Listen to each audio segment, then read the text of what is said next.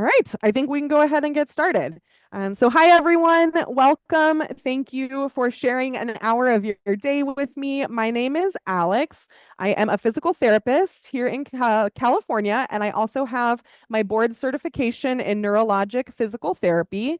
That means that I did an additional year of training specific to neurologic physical therapy. I also had to sit for a specialized exam and recertify in that area of specialization every 3 years. And what we are going to be discussing today is really balance in people with Parkinson's and whether or not exercise can help. If so, how and what do those exercises look like? And then in subsequent months, we will be doing more of a live exercise demonstration specifically for ways in which you can upgrade your current exercise routine, maybe make some simple modifications to have the exercises benefit your balance even more. As I mentioned, my name is Alex. Additional things about me, I've worked in a few different settings throughout the course of my career, including inpatient rehab and acute care physical therapy. I have additional certifications in Parkinson's specific treatment modalities, and I have a lot of areas of specialization in different causes of dizziness and imbalance, particularly inner ear dysfunction. And hopefully all of you know why you are joining us today, but this is kind of a explanation of who Rogue is as a business and our online exercise membership, which is Rogue in Motion. And Rogue Physical Therapy and Wellness is a specialty gym specific for people with Parkinson's or other similar conditions. We're located in Fountain Valley, California, in Orange County. And all of the clinicians that work here, all of the group exercise instructors are physical therapists, and we all have a strong passion for working with people with Parkinson's and continue to stay up to date on the literature and attend frequent continuing education classes relating to Parkinson's. And we offer in our gym in-person exercise classes, group fitness style, and we also have an online membership, Rogue in Motion. Additionally, all of those classes are taught by physical therapists, and we record the classes live and then put them in a video library that can be accessed on demand. So you can tune in live via Zoom, or you can watch them whenever is convenient for you. So let's move on to the good stuff. What is balance? And if you look up just a simple definition for balance, you'll find a lot of different definitions, but I think as it pertains to humans and our physical balance, it really is that even distribution of weight, which allows something or someone to remain upright and to stay steady. It's our body's ability to maintain our center of mass, meaning like right about the level of our belly button over our base of support. And most often, your base of support is your feet. So that kind of makes sense. You want your torso, your trunk to be stable over your feet as you move about and do your daily activities. And balance is dependent upon information from a lot of different sources in your body. And that's including your eyes, your joints, your muscles, your vestibular system, which is the inner ear balance organ. And your brain has to consolidate all of that information and then send signals out to your body to make adjustments to your posture, adjustments to your balance so that you can stay stable.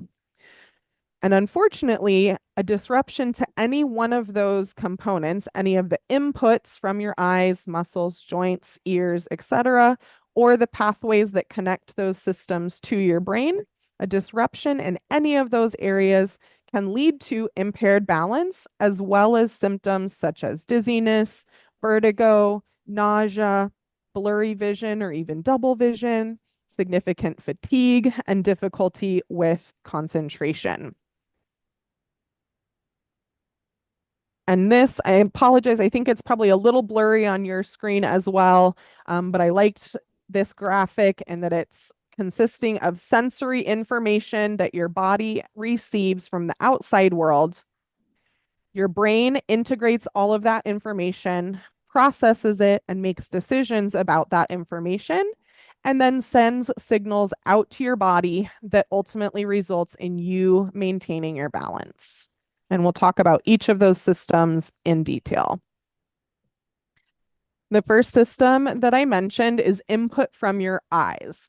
And your eyes send signals to your brain about how you are oriented to the world around you.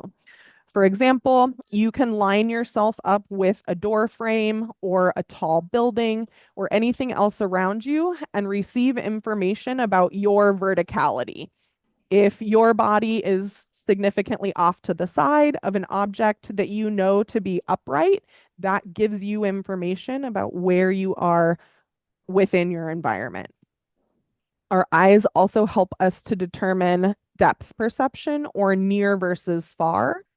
And that can be important for balance in terms of your ability to predict how much time you have in order to respond to an oncoming obstacle. If you see someone walking towards you, you're gathering information from your visual system about how quickly they're moving, how much time you have in order to get out of the way to avoid a loss of balance or a collision.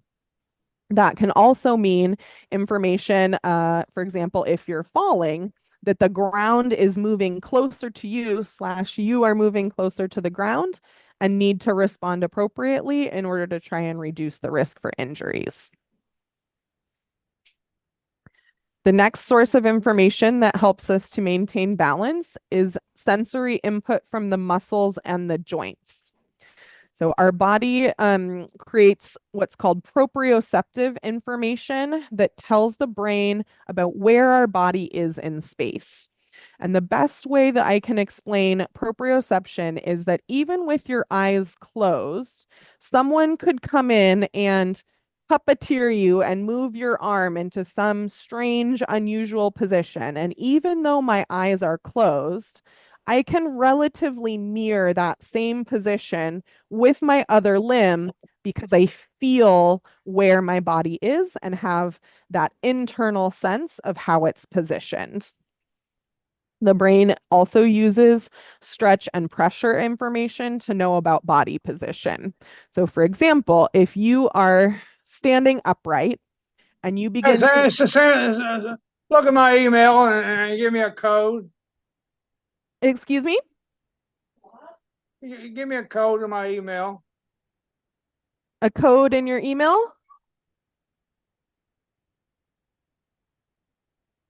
Okay, I'm going to just go ahead and mute for now. Then maybe if that question arises, if you want to try typing it in the chat, that would be helpful.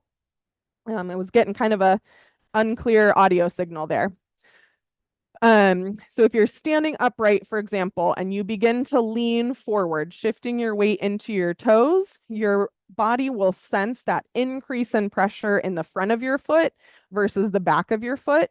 It will also sense the stretch to your heel cord, like your Achilles tendon and the muscles in your calf, to give you information about that forward lean versus maintaining neutral weight through all four sides of your feet.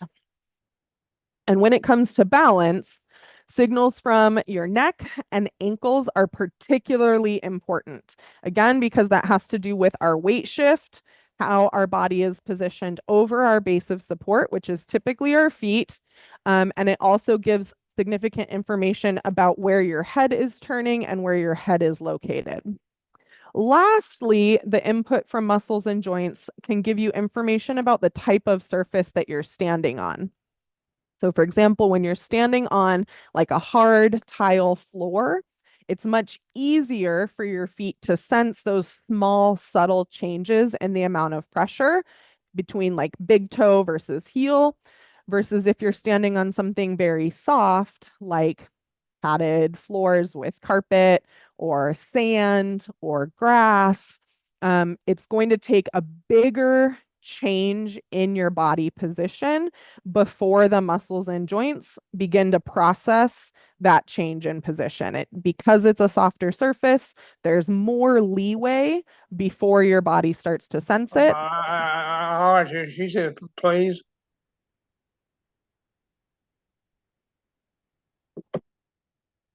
If whomever is speaking would be able to, if there's a question, to type it into the chat for me, that would be super helpful. I'm hearing audio, but it's not clear what it is that you're trying to say. I do apologize. Next, we're going to look at the inner ear, so also known as the vestibular system. And there's a lot of information out there even in the news, kind of popular culture about the inner ear vestibular system, which I think is good because it's bringing more awareness to the fact that people who experience dizziness or changes in their balance have the potential to get treatment for it, and that treatment can come from a variety of sources, your physicians, your physical therapists, sometimes even maneuvers that you can do on your own at home. And the vestibular system is small. It's about the size of a dime or like your thumbnail, and it resides in the inner ear and is inside of your skull bones. And it is composed of three semicircular canals, three kind of half circles that are oriented within the skull, and they help to determine acceleration and changes in position. There's also the utricle and the saccule, in addition to those semicircular canals, and they detect changes in gravity and changes in vertical and linear orientation. So, for example, going on an elevator, your body can sense that change in verticality, or when you are in a car and you begin to accelerate, it's the inner ear, utricle, saccule, and semicircular canals that are sensing that acceleration in any different direction of movement. And unfortunately, because it's a matched pair, you have an inner ear or vestibular system on the right and the left. In order for it to function well, it needs symmetric information from both sides. And how I like to explain this is with some wiggly little hand movements. Basically, when you're sitting still and your head is level and your head is at rest, both inner ears, both vestibular systems are sending signals to your brain at the exact same rate. So if you can imagine my hands bouncing as nerve signals, they're both equal. My brain knows that that means my head is still and centered. When I turn to the right side gets excited, and those signals are faster and at more amplitude compared to the left side, which is inhibited. So those signals become much smaller. Conversely, if I turn to the left, now the left side is excited and the right side is inhibited, and that relative difference tells my brain the direction and orientation of my turn. Unfortunately, though, any kind of damage to one side can create a perceived imbalance or a perceived difference from one side to the other. And we'll talk a little bit more about those different conditions in just a moment. This is a little bit more detailed images of kind of that cochlea. That's the portion of the inner ear that helps you to hear. And then those semicircular canals, as well as the small hair cells that are helping to send those signals about where your head is in space.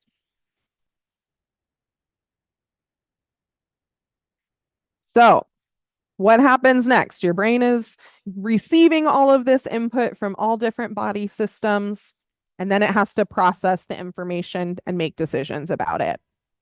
The cerebellum is the most important part of the brain regarding processing all of this information. And it's the center that really helps to automate our movement, especially movements that have been learned time and time again. So if you think of like a little baby learning to walk for the first time, those first few steps are all over the place. They're not coordinated. They're not able to maintain balance.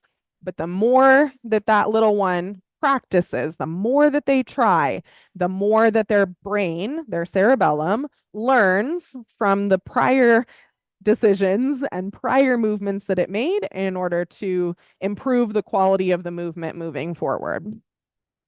Kind of leading off of that, examples of Learned experiences are also processed in the brain, although it's in a slightly different part, the cerebral cortex. And so that is things like, when you see a caution wet floor sign, or that if it's freshly snowed and or below freezing and the sidewalk could be icy. As adults, we automatically change our movement because we've learned from prior experiences that in order to stay safe, maybe we want to keep both feet on the ground. We instinctively lower ourselves down a little bit. We lower our center of gravity so that we're less likely to get knocked or lose balance in any direction. And because your brain is processing all of this information, it means that if it's receiving conflicting information, it can cause temporary imbalance. And oftentimes, input from the vestibular system is needed to override the other systems. So if any one of the three, your eyes, your sensation from your muscles and joints, or the inner ear, if there's disruption to any of those three, it can lead to that sense of imbalance. And I put this picture up, the example of a car wash, because I think it's something that many people can relate to or have experienced this temporary conflict. So for example, you're in the car wash, right? You know that you are seated firmly, your butt is in that car seat, you've got your seatbelt on, your hands maybe are even on the steering wheel.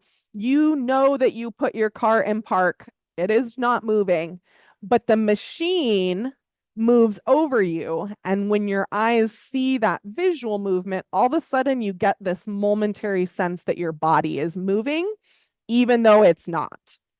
Other common examples, you're stopped at a stoplight, for example, and then a big bus rolls up next to you.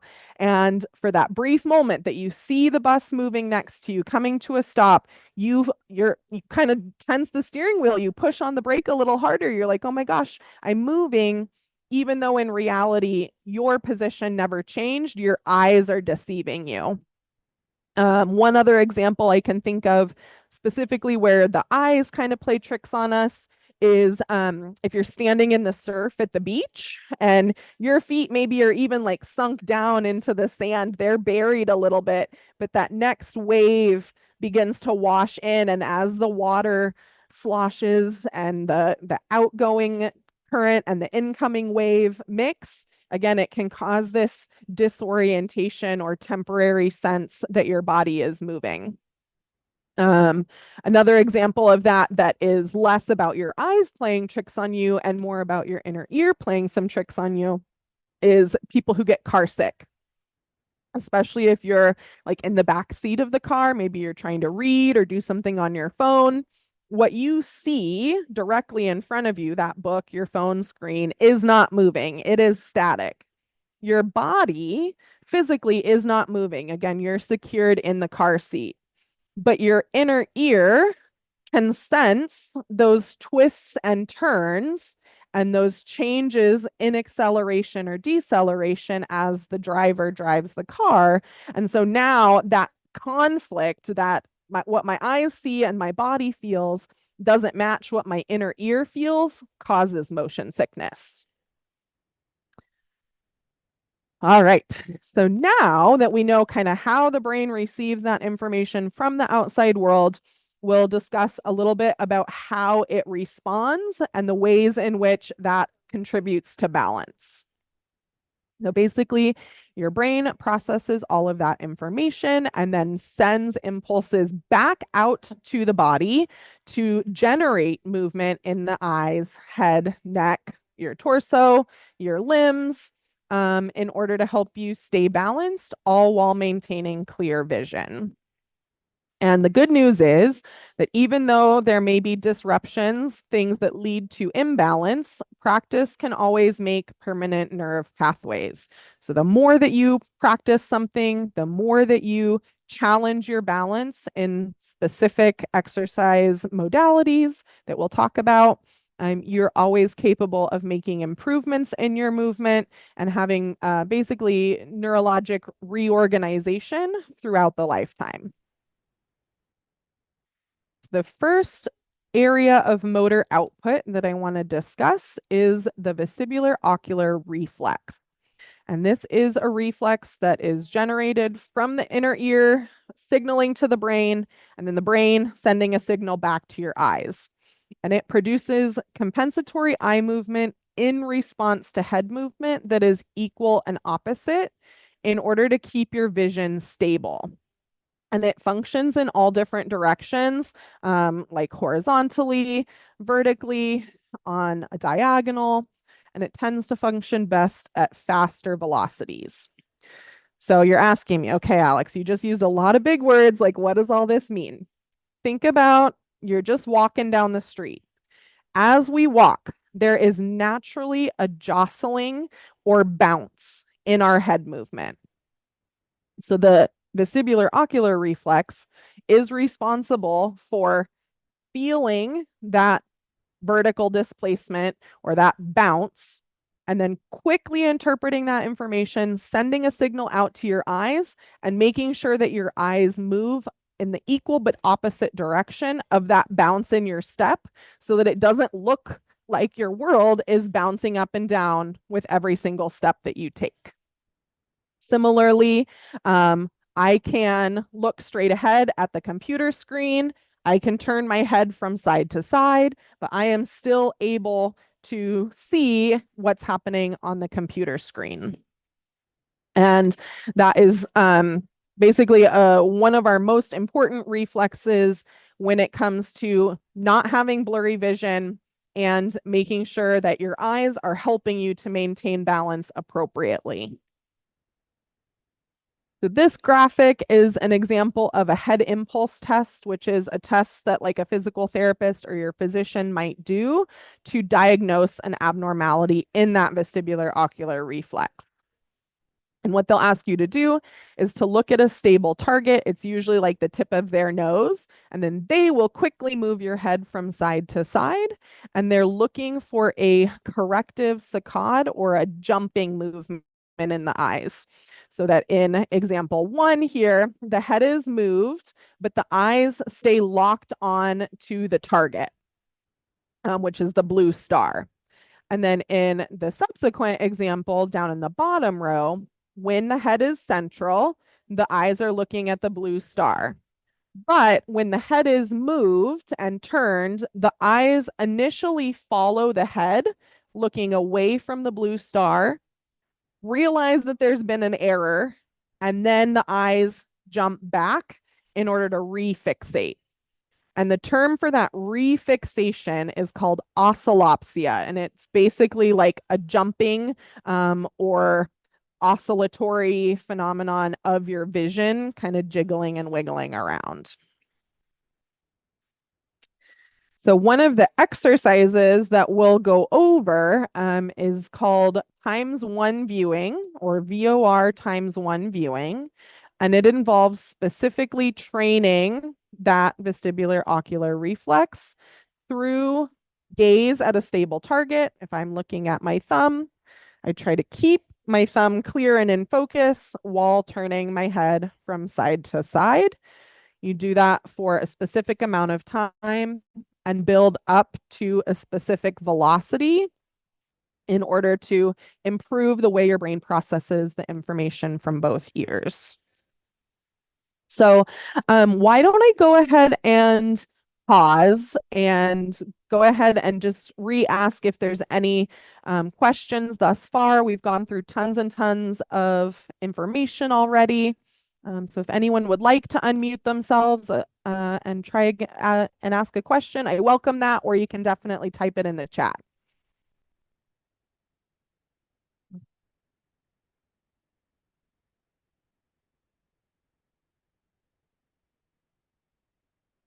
So far, so good.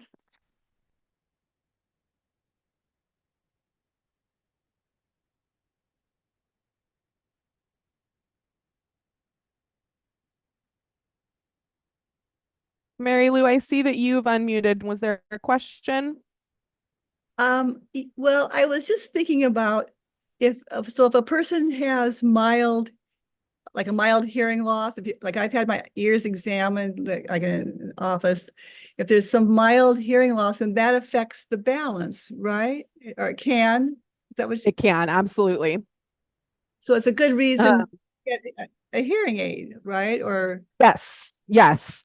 So I'm kind of thinking maybe I need to do that.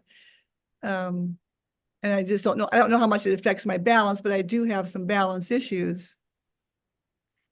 And yeah, then there is some literature suggesting that having more surround sound, hearing bilateral, both sides and in all directions improves balance. There's also really compelling studies out there that hearing is actually tied to cognition.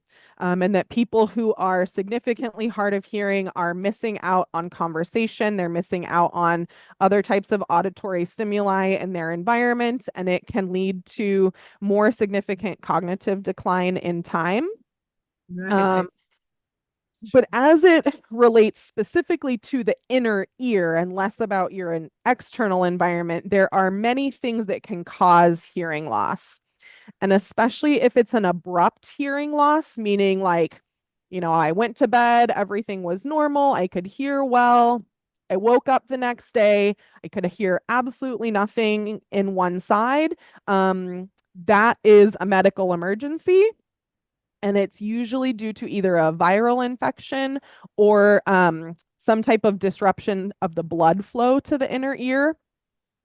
And there's two nerves. Vestibular cochlear is one of your cranial nerves, and it branches off into two portions. So there's the vestibular portion of the nerve, and there's the cochlear portion, which relates to hearing. And then as they enter the skull, they join into one. So depending where along that nerve axon or nerve sheath the disruption happens, it could affect both your balance and your hearing. And there's different levels of which that damage can occur. There's some conditions you may have heard of, like Meniere's disease or vestibular neuritis. Those are more slowly progressive conditions, and they tend to have some fluctuations over time where you maybe experience some hearing loss and a change in your balance, but then eventually things kind of normal out. And then a few months later, maybe you experience another change in your balance and drop or decline in hearing. So those are all good reasons to get your hearing checked. And if you've noticed around the same time a change in your hearing and a significant change in your balance, or like vertigo, dizziness, motion sickness, they may do some additional tests to help diagnose whether or not it's affected the vestibular portion of the nerve. Does that speak to your question? Yes, thank you very much. You're welcome. It gets kind of complicated a little bit. Like in my case, I have one ear where the hearing is affected more than the other, and then it does seem to kind of clear up to some degree, and then it's like I think it's kind of maybe related to allergies. And they gave me an allergy spray, nasal spray to use, but then I don't know if that's enough. I'm still trying to kind of figure out what direction to go, but it's tricky because it's not the same hearing loss with both ears. It's one that I have more of the sense of fullness, and then that kind of gets better, and then other times it's worse. So yeah. Are you yeah. working with a ENT, an ear, nose, throat doctor? Yes, I am, and I'm due to go back to have my hearing checked again. It's been stable. The last times I had it checked, he said whatever is happening is at least stable. I'm not getting worse, but I get very frustrated when I can't hear things. Absolutely. Like there's a conversation going on or whatever. And so I'm really thinking I might try the hearing aids, but I want to make sure that there's not something else that I can deal with to help it be better first. So I haven't Yeah. done that right because they're a little expensive, but anyway. Yeah. Thank you. And I've seen a lot of people in my career who have seasonal allergies, and they really notice a difference, like when their allergy symptoms are flared up, when they have more of that sinus pressure and congestion, or the feeling of fullness or water in their ears. They are constantly like pulling on their earlobe, trying to get their ears to pop. They notice that their balance is worse and their dizziness symptoms are worse during those allergy flare-ups. So I think it's great that you're already trying some type of a spray. If that one doesn't seem to work with your physicians to see if there's other options. There's even some evidence for like dietary changes to help people reduce their dizziness. Fortunately, a lot of those changes are consistent with like the Parkinson's diet, low dairy, no foods that are heavily processed, no sugar, or like soda pop, no things that are super, super sugary, low sodium. So if you're already following kind of a Parkinson's diet, they overlap very easily. But it's definitely something that can be a frustrating and long process to try several different things with your doctor and to maybe see if there's a vestibular physical therapist in your area who could help you parse out some of those changes a little more too. Okay, thank you. Yeah, you're welcome. And for things like Meniere's disease, because whenever I throw out terms like disease, it can be a little scary. There is a very specific pattern of hearing loss that will happen. So if you're getting serial, regular hearing assessments, that will be very helpful in making any type of diagnosis, because it's a specific slope of the type of hearing that is lost. So they can track that over time. Okay, thanks. Yeah.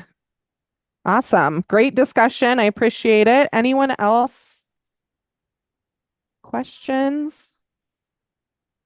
I have another question about vision. Like, so if you Okay. have, like, I'm going through some vision changes, and in fact, I have to go and pick up some new eyeglasses, but how that also can affect balance too, right? So Yes. I Yes, have yes. I get new eyeglasses, and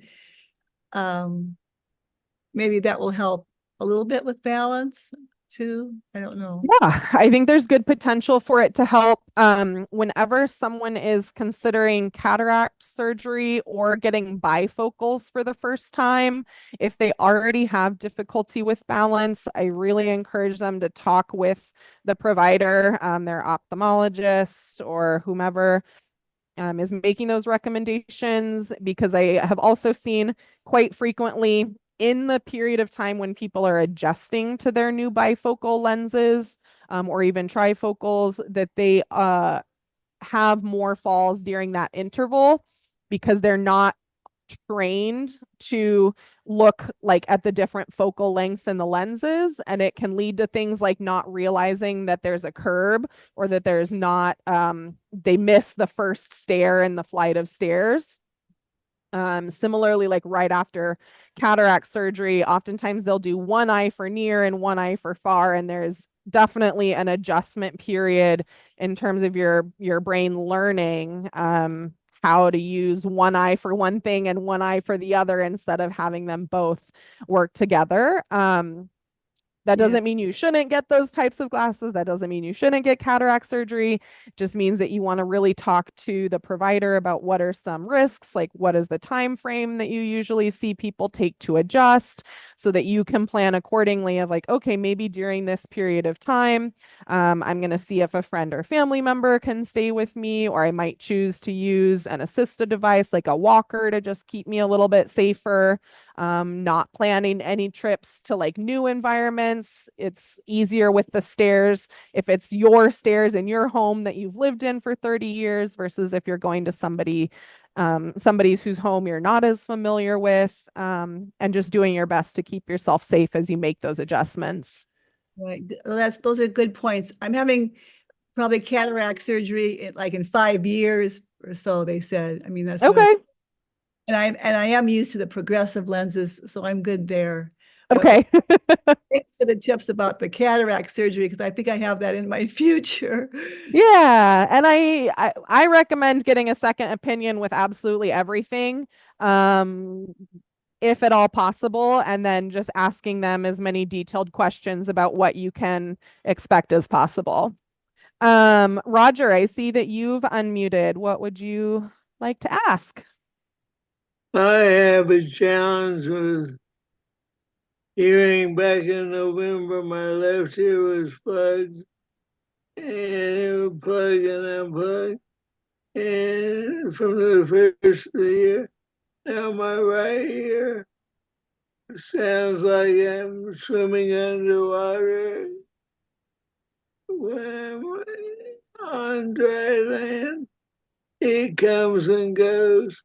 How do Interesting. I know whether ENT or I think I have inner ear malfunctions, but what type of a doctor do you choose?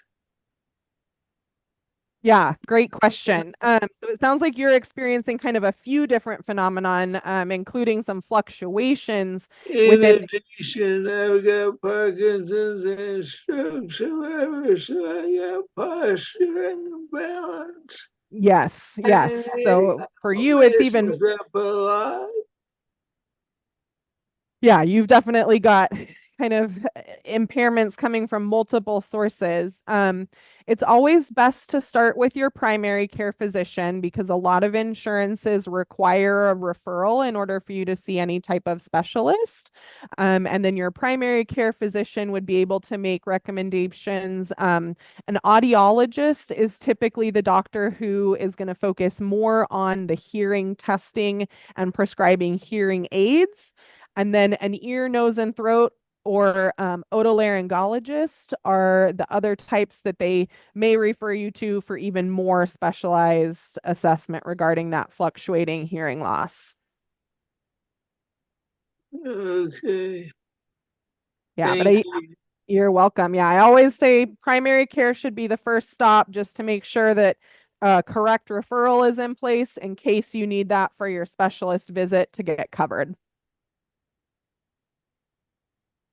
Thank you. Mm-hmm. All right. Well, I'll go ahead and continue on for a little bit, and then I'll take another pause for additional questions in a little bit. So then the next type of exercise that we'll look at for specifically for training that vestibular ocular reflex is called ×2 viewing. And oftentimes, like as new physical therapists, we think, oh, it's called that because two things are moving, but that's actually not true. It's because the gain of the reflex is doubled. And what I mean by gain is that the output over the input is twice. So for every degree of head movement that your brain perceives, it moves your eyes twice as much. And what that would look like in the simple example of me using my thumb is that as I move my head to the right and my thumb to the left, my eyes are still able to track over my thumb and keep the image stable. But because the two things are moving in opposite directions, my eyes have to move twice as far in order to keep my thumb in my visual field compared to how much my head is moving.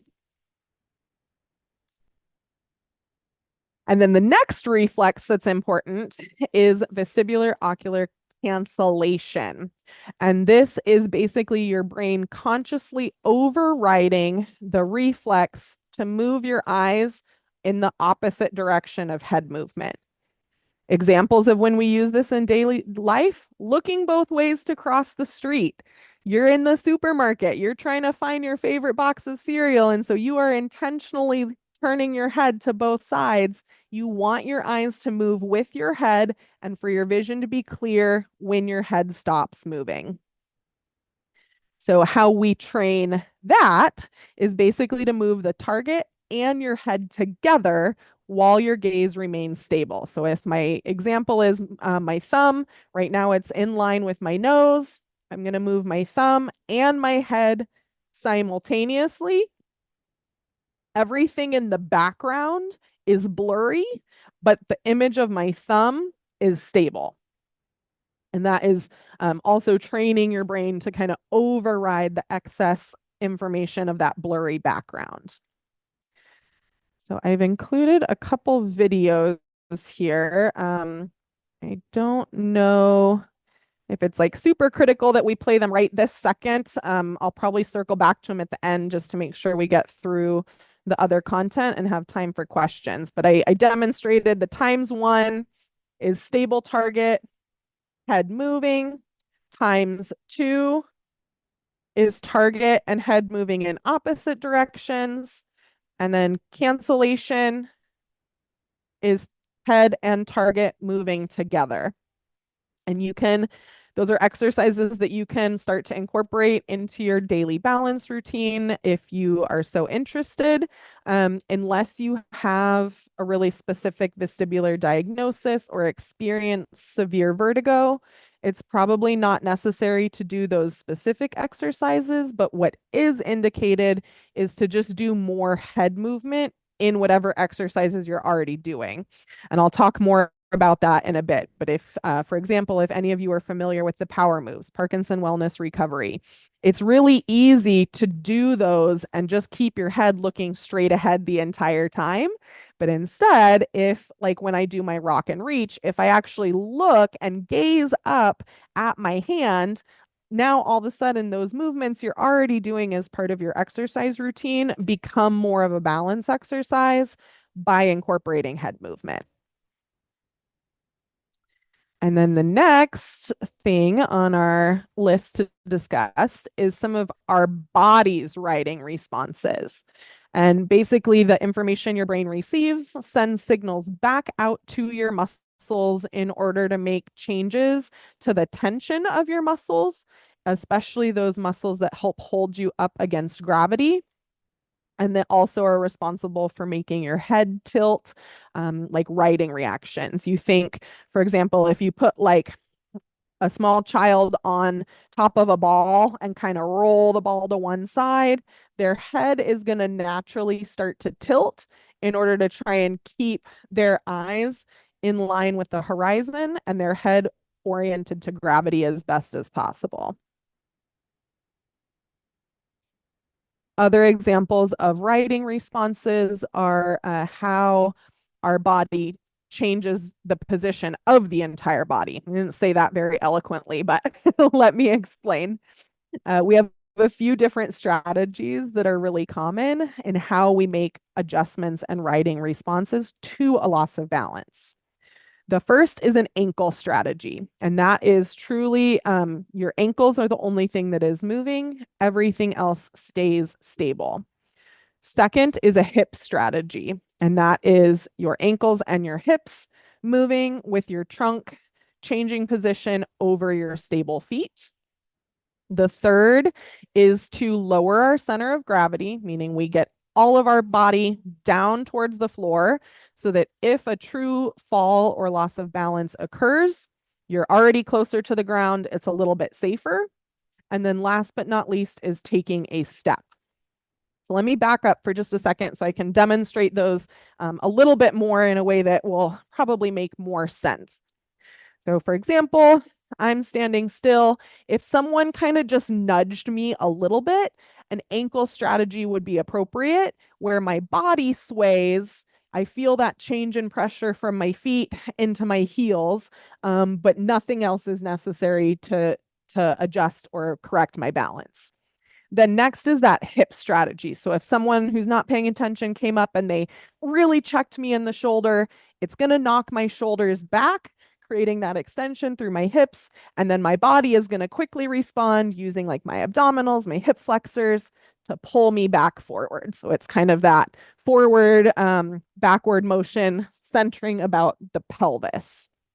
The center of gravity is, you maybe are on like a dock walking out to a boat or some other kind of surface that's moving. We instinctively tend to lower down, get into a bit of a squat position so that it's easier to take those smaller steps and be closer to the ground in the event of a fall.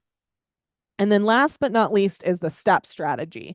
And that's the one where if I'm walking along and I trip, I need to take that giant step to widen my base of support, expand my feet faster then my trunk is moving, because that's what prevents the fall. Conversely, if you're walking along and you take a bunch of little baby steps, it gives gravity the opportunity to pull you down to the floor. And I see there's a comment in the chat. Let's see. Will we be able to download this session, the recording, for view later? Yes, I do believe so, that she tends to put those in the video library. I can certainly share my slides with Claire. We are recording it, so the intention is to put it up.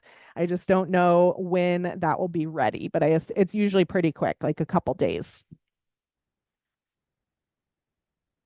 All right. And then I just want to really highlight that dizziness is very common in the general population. It's even more common in people with Parkinson's. And there's a lot of different reasons for that. And some of it has to do with the changes in the brain that Parkinson's causes. It also has to do with some of the way Parkinson's changes your movement, making your movement more rigid, more stiff, and making some of those automatic postural adjustments like a step strategy harder to execute and more slow. Okay, yeah, you're welcome, Robert. Got another comment there. Okay. So basically dizziness and imbalance are quite common. I'm not going to read all those statistics to you, but just know that as much as half of the population, and oftentimes even more, is affected by dizziness or balance impairments. And we've touched on some of these causes for dizziness and vertigo already, but I just want to highlight that there are a lot of different causes. So if it is something that you're experiencing, dizziness, vertigo, which means like a sense of spinning, or just general changes in your balance, work with your physicians and try to get a referral to specialized physical therapy, someone who's a neurologic clinical specialist, someone who is a vestibular specialist, or consider doing things like participating in Rogan Motion, joining our membership. You get access to all of our exercise recordings that are already trying to incorporate all of this stuff into our group classes. And if you tune in live to our online classes, tune in live, you can definitely chat with us before and after classes. You get access to really specialized physical therapists on a regular basis. BPPV, that stands for benign paroxysmal positional vertigo, is one of the most common causes. You may have heard about that. It's like the little rocks in your ears or the little crystals in your ears being out of place. That is something that I treat super, super commonly. And it does actually present differently in people with Parkinson's compared to the general population. So if you're like, I don't really fit that classic presentation, or your doctor isn't picking up on it, it never hurts to say, I'd really like to be evaluated by a physical therapist to be tested for this. I've heard that it can present differently in people with Parkinson's. Let me check on the chat real quick. Do we need to unlearn bad habits before learning good habits? Are you speaking specifically to like how we maintain balance, or how unlearning bad habits for safety before learning good habits for moving better? I'm not sure I quite understand that question. But some bad habits that I can think of for balance and people with Parkinson's, for example, would be that every time you're about to stand up, the Parkinsonian brain turns off some of your automatic postural adjustments. And so things like scooting forward in the chair and shifting your weight forward in the chair tend to stop happening. So that's a bad habit, but it's not necessarily a learned bad habit. It's a function of the way Parkinson's affects your brain and your movement. But you can learn to remind yourself, I need to scoot forward in my chair. I need to lean my body forward, get that nose over toes that I'm sure you've heard a therapist say to you at one point or another before you can stand up. Another example of bad habit imbalance would be the Parkinsonian brain tends to make your base of support very narrow. It's quite common for people with Parkinson's to stand with their feet almost touching in the center, like right next door to one another. The problem with that, and let me back up just a little bit. Hopefully you can still see me in my tiny little bubble there, is that if my feet are close together and someone kind of bumps into me, that bump takes my body outside of my base of support, which contributes to a fall. If my feet are a little bit wider, more like a hip distance apart, and someone comes by and bumps me, it's going to be a lot harder for that bump to knock me over because I have the ability to shift my weight over that wider base of support. So that is like a example of something that you can learn to do to improve your balance. In that sense, posture balance issues from stroke. So yeah, after stroke, that's a little bit different from Parkinson's. There does tend to be a lot more like non-use, meaning that originally when your impaired limb from the stroke was weak, your body figured out and your brain figured out ways to compensate for that. But now as you've gotten stronger, you're still, and it's unconscious, but you're still choosing not to move in an optimal way. So in that sense, yes, sometimes it takes more mental effort. It takes more cognitive awareness of forcing the weaker side after stroke to do its fair share of the work. And that can come in a lot of different forms, working with physical therapists, or like in our classes, we talk a lot about symmetry. And like being aware of your posture, doing exercises in front of a mirror to make sure that you're equal. Hopefully that addressed that question. So pausing here, the other thing I wanted to really briefly touch on as it relates to dizziness and vertigo is orthostatic hypotension. And that is a whole different talk. I'm not going to get into it a lot here, but just know that that is extremely common in people with Parkinson's, and exercise is one of the best things that you can do to reduce the effect of that orthostatic hypotension or drop in blood pressure with position changes. So the more you're exercising, the stronger your cardiovascular system is, the more likely you are to not have a substantial drop in your blood pressure, meaning you're not going to feel as dizzy, not going to be as much risk of losing your balance. Do I have a clone available? I wish I had a clone available. But definitely like our online classes, you have access to me virtually if that's something that would be helpful. And then moving right along, hopefully many of you are already familiar with the Parkinson's Foundation exercise guidelines. If you're not, take a second to Google that. Basically, they recommend like a certain amount of time per week in aerobic exercise, in strength training exercise, in balance exercise. So even if this is all new information, there's a really reputable resource out there to kind of prove or to indicate the importance of dedicating a portion of your exercise time each week to improving your balance. I'm going to not spend too much time on this, but this is a really recent article.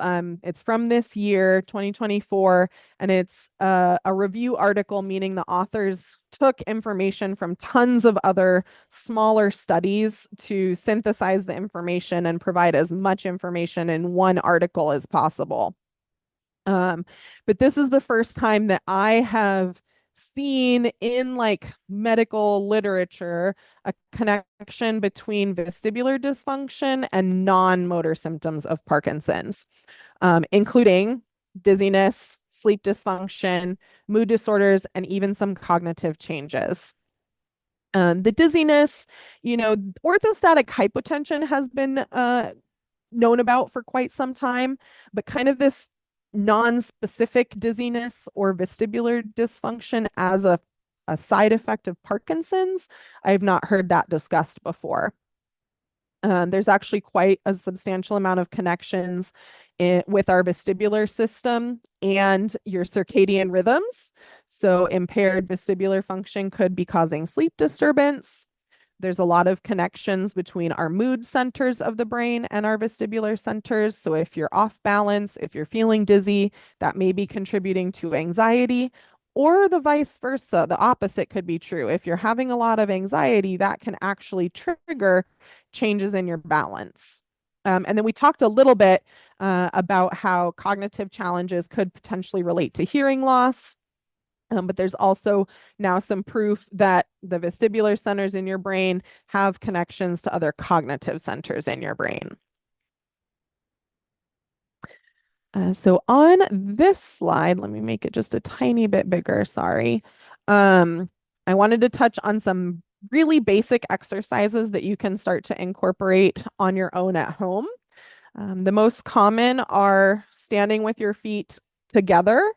Then the next common would be standing with your feet in a semi-tandem, or like as if you just took a step, and then progressing to standing in a heel to toe orientation.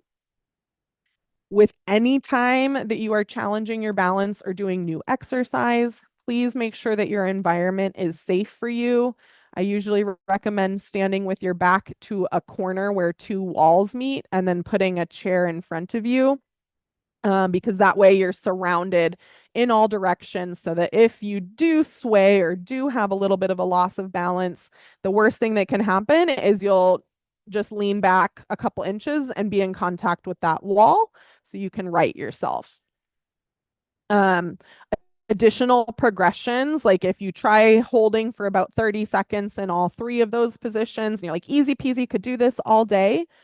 Additional progressions would be to place one of your feet on a foam pad.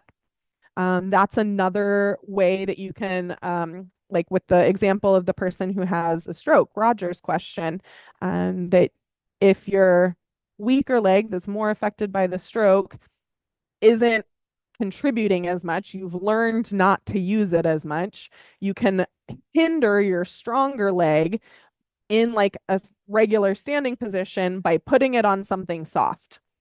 So if your right leg happens to be the stronger leg, stand with your right foot on a piece of foam. It shifts your weight over and it's going to make your left leg do more of the work. And that's a way to start to create more symmetry in your exercise routine. Additional ways that we can progress are to close your eyes or change the visual environment, and to include more head motion. And I'm going to skip one slide, but you're not missing too much, don't worry, is to talk a little bit about how we incorporate balance and vestibular training into our Rogue in Motion classes. And that is especially true in our Power Moves classes. Again, that stands for Parkinson Wellness Recovery. It's a specific series of exercises, but we are constantly encouraging you to turn your head. We're even recommending using targets or obstacles, like not obstacles.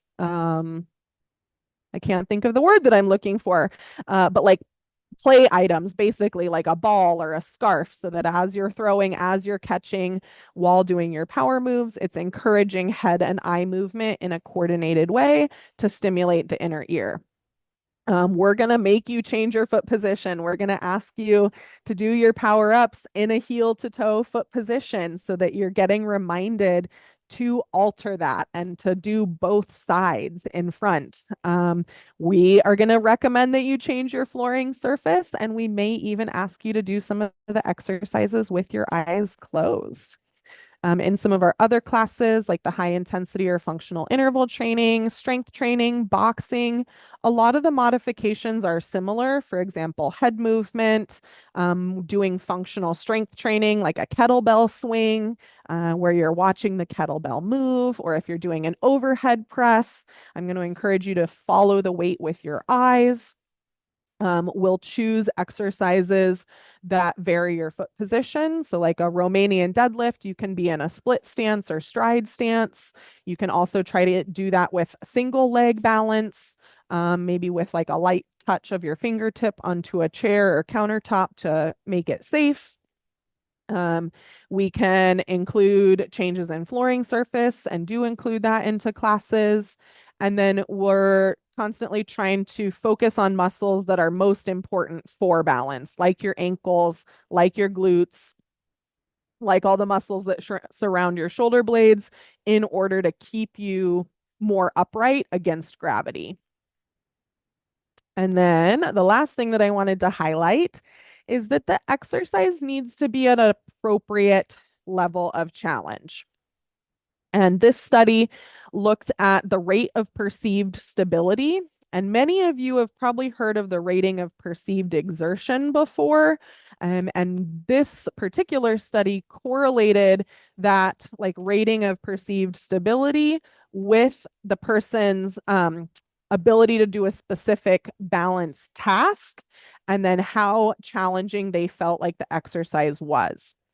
So if you've attended like one of our webinars or classes before, you know that we're constantly preaching your cardio needs to be at like a 7, 8, 9 out of 10 level of difficulty or level of exertion, because that correlates with the aerobic zone of like 75 to 85% heart rate max. And really the same is true for balance. So if you are doing a balance exercise and your rating of perceived stability is steady or 2 out of 10 difficulty, that is not going to make a substantial change in your balance. I need you to be working in this 6, 7, maybe even an 8 out of 10 where you feel unbalanced, too unbalanced, and the difficulty of the exercise is high. That is how you make lasting changes and improvement in your balance. The key thing is, though, finding ways to do that safely. And that's where things like working with a physical therapist can help you to strategize and make sure that your environment is set up in a way that you can challenge yourself. Yes, thank you, Roger. Exactly. He just posted, if it doesn't challenge me, it won't change me. And that is really true, but safety is always the key priority. So in conclusion, I just want to tell you all thank you for joining me. I loved the participation from you all. Great questions, great comments. I really appreciate your time. And hopefully, as a result of this, some of you will consider checking out our Rogan Motion membership. It includes quite a few things. It's unlimited access to all of our live weekly exercise classes, weekly speech classes. You get a 30-minute consultation with Claire, who's the Rogue owner, to help get you started. We have a vegan cooking class each week. PD school is through Lori Mishley. She is a naturopathic physician and researcher in the Seattle area whose entire career has been devoted to like nutraceuticals, vitamins, supplement, and diet for people with Parkinson's. So we go through and learn her content together each week. And then you get these monthly educational meetings and membership meetings, and really a great way to connect with other people who maybe are experiencing similar challenges or similar successes to you. And all of that for what I consider to be quite a low or reasonable price. Monthly memberships and annual are available. If you are interested in joining or trying after this webinar today, you can go to Rogan Motion. This is our online site. And thank you, Roger. I appreciate it. And use the code FREEMONTH. So I know this is kind of a small view. I'll try to make it a little bit bigger here. But once you're on Rogan Motion, you're going to want to select the monthly membership. You don't have to put in payment details to start, but then at the bottom, it's going to ask you, whoops, sorry. Trying to move my slide around and there's too many windows open. But it's going to ask you for your code. You're going to type in free month, apply it, and then you can see that will give you the discount in order to try us out. It really ends up giving you 5 weeks for free because there's always a 1 week free trial available on the website. But as a result of your participation in the webinar today, you can get that month code. You do have to create an account though, so you'll need to give us an email address and create a password, but that information isn't like sold to other parties or anything like that. And then lastly, this is our current online schedule, and that can be found through our website. So you can see that there's multiple classes throughout the week of those live classes via Zoom. And then all of those are recorded and put into the video library. That's been happening for about 4 years now. So there are thousands upon thousands of classes for you to choose from. So thank you so much, everybody. I've got a couple more minutes if there's any final questions. And yes, I do anticipate that this is going to get posted soon so that you can rewatch or share with any potential friends. And let me just put the website in the chat as well.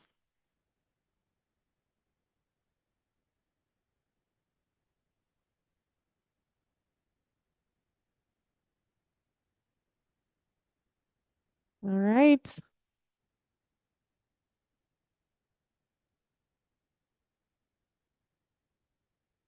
Well, thanks again, everyone. You are welcome to email me if you have questions. And I'll leave that there. And I'm going to go enjoy some lunch. I hope you all have a good day too. Thanks.